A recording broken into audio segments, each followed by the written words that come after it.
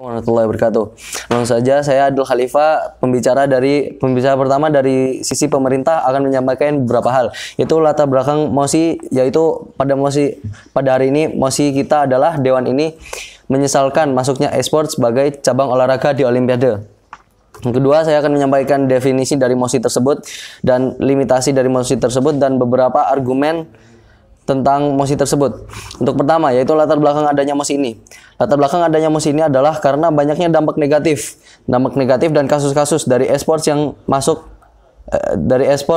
masuk pada cabang olahraga di Olimpiade, yang nanti akan saya jelaskan beberapa argumen dan kasus-kasus tersebut. Untuk selanjutnya langsung saja definisi. Pertama, definisi esports. Definisi esports merupakan suatu istilah untuk kompetisi atau ajang lomba untuk game. Nah, sebelum kita lanjut, apa sih game itu? Game kalau di KBBI adalah permainan. Tapi game e-sport, apakah memang hanya untuk bermain atau mungkin lebih? Apa yang saya maksud dari lebih? Maksud saya adalah orang-orang bermain game untuk popularitas, untuk mencari uang, mungkin untuk mencari jodoh atau yang lain-lain. Untuk limitasi mosi pada hari ini adalah masuknya e-sport sebagai cabang olahraga di Olimpiade di Indonesia. Langsung saja menuju kepada argumen saya.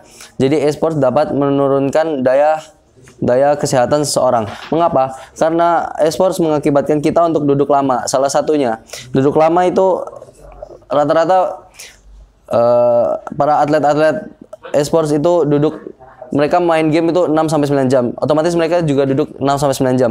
Dan itu dapat mengakibatkan mereka untuk beberapa dampak negatif, dan yaitu diabetes dan serangan jantung. Salah satu buktinya dilansir pada website suara.com. Akibat main PUBG selama 6 jam secara beruntun, seorang remaja mengalami serangan jantung dan akhirnya dia pun meninggal dunia. Kasus tersebut terjadi pada bulan Juni 2019. Untuk argumen kedua, menurut saya e-sport dapat mengakibatkan kecanduan, dan menurut WHO kecanduan adalah salah satu sudah tergolong sebagai penyakit mental yang sangat serius. Apa sih kecanduan itu? Saat seorang itu sudah kecanduan, misalnya kecanduan pada game, orang itu bisa stres dan sakit kalau tidak bertemu atau melakukan atau mendapatkannya. Salah satu buktinya, Fakultas Kedokteran Universitas Indonesia menyatakan Indonesia diduga mempunyai angka kecanduan game online terbanyak di Asia. Untuk yang terakhir, argumen saya tentang esports mengakibatkan pendidikan kita untuk tertinggal.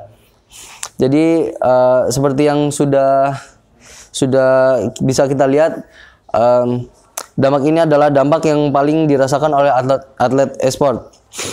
Yang lebih spesifikasinya adalah atlet-atlet e-sport yang pada usia masih sekolah, yaitu usia SD, SMP sampai SMA.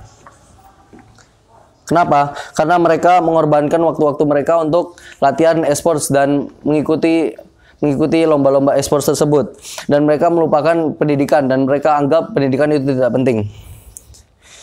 Mereka menghabiskan waktu-waktu mereka hanya untuk latihan dan untuk mengikuti lomba tersebut, sehingga mereka meninggalkan pendidikan mereka. Dengan itu, setelah semua yang telah saya sampaikan, saya masih berdiri di posisi saya dan mendukung penyesalan maksudnya e-sport sebagai cabang olahraga di Olimpiade di Indonesia. Mungkin cukup sekian yang dapat saya sampaikan. Terima kasih atas perhatiannya. Assalamualaikum warahmatullahi wabarakatuh.